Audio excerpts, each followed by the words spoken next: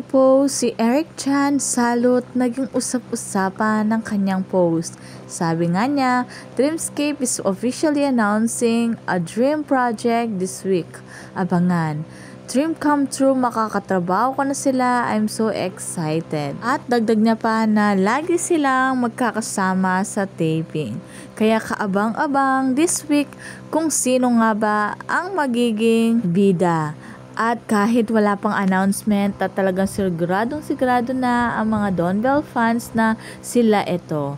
At ang title ay This is Not a Dream, your favorite love team soon on your stream. At usap-usapan na matagal na itong niluto na project para sa Donbell. Hindi lang maisingit-singit dahil sa sobrang kabisihan ng dalawa.